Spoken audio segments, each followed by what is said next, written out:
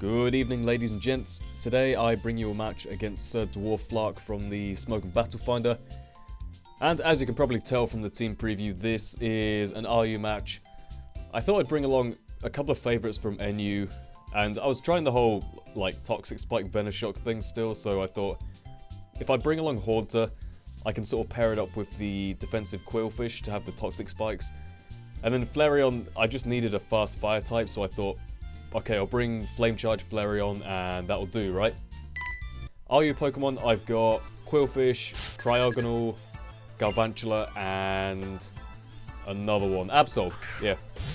I still sort of think of Absol as NU in my mind, but to be honest, it is good enough to be in RU. I gotta say, Absol, even before Absol got moved up to RU, I was still thinking, this would absolutely beast in RU.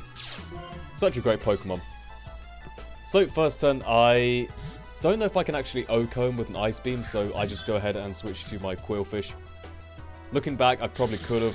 Cryogonal actually has good special attack, so, you know, whatever. Now, I thought this was a pretty favourable matchup, because normally Clefable can't really do too much to a Quillfish, but it turns out he has the T-Bolt, and, you know, definitely do not want to stay in and take another one, so I'm going to switch out into my Flareon. I thought even if he switches up to, Ice Beam, or if he goes for Toxic or something, it's not a problem whatsoever for Flareon, so gonna go ahead and go for a Flame Charge on whatever comes in, just to get the speed boost going, get the momentum started.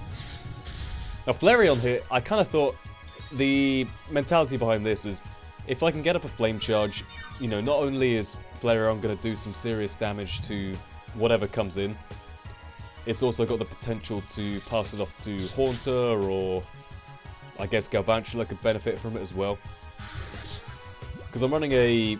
Actually, I'm running a Choice Scarf Haunter anyway, but the Galvantula set is a Life Orb Agility set, which I've always wanted to use. Galvantula is one of those things which I've always wished was in NU, because, you know, it's got a cool design. It's pretty much my only thinking behind it. But it is good enough to be in RU, so what do you expect? Now I Baton Pass out, I'm going to go into my Quillfish here. Now, as much as I really wanted to go into Haunter here, I kind of thought, wait a minute, I know Sandshrew couldn't touch a Haunter, but I'd imagine that Sand Slash probably carries, Rock Slide or Stone Edge, so luckily I do get that right. I'm not too sort of versed in RU quite yet, but that is one prediction I did get right. So, take the Stone Edge, he gets a crit, but I don't really care. Quillfish didn't have too much use after the Toxic Spikes anyway.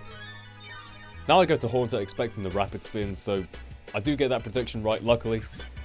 Now he goes to Clefable to take the Shadow Ball. That was a good play because, you know, Shadow Ball was my safest option there. Now I'm kind of thinking, Clefable. I'm going to keep going for Toxic. I think this was, this is a real sort of dirt moment for me. I kept going for Toxic thinking that he might go into the Rotom to avoid, because it won't get hit by Toxic Spikes. But why would you bring in a Rotom on a Cryogonal anyway? So, that turn I do go for an Ice Beam in case he did want to pass off the Wish to said Uxie, and does take it out luckily. Now in comes this big fat pig Emboar. Now Emboar is definitely a huge problem to my team. Quillfish does deal with it very well, but because of the crit that Sand Slash got earlier on the Stone Edge, I am not going to appreciate taking any attack from Emboar, so the best I can do is get off the Intimidate, and then just die, you know, let him rack up a bit of poison damage, whatever.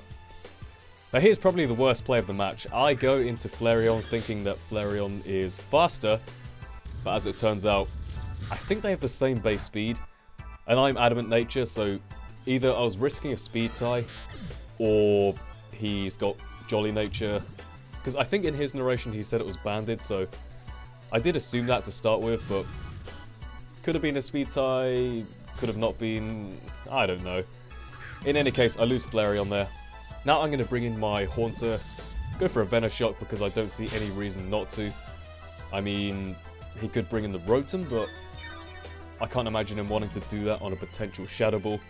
But now I'm predicting the Rotom switch, because if he brings in Rotom now, it will resist the Venoshock, it won't get poisoned because it's got Levitate, and the risk is that he'll set up a sub and then go for a sweep from there. That is something I really don't want. I've seen enough RU videos to know that normal form Rotom, when it gets behind the sub, is pretty hard to deal with, so... Goes ahead and just, you know, wishes up, gets back all that Venoshock damage. It's kind of like a stalemate situation here, because even though Clefable has the Flamethrower, there's really nothing that it can do to Cryogonal. And equally, there's nothing that Cryogonal can do to a Clefable which has already been poisoned and has Magic Guard. And again, I don't know why I keep going for Toxic, but this turn he does go to the Emboar as I go for an Ice Beam, just thinking, YOLO, go for some damage. But as it turns out, that was a bit of a pointless play because he gets the Wish back up, and, you know, now I'm in the same position again where Emboar is ready to just wreck anything on my team, so I kind of thought, alright, fine. I made a couple of mistakes, but at least I did make good plays earlier on regarding the Sand Slash, in that it didn't get rocks up, so I can safely go into my Absol. I say safely, I get wrecked by a Flare Blitz, but I hang on with a Focus Sash, and because I suspect that he's probably banded, I can go straight for a Stone Edge and just take him out from there.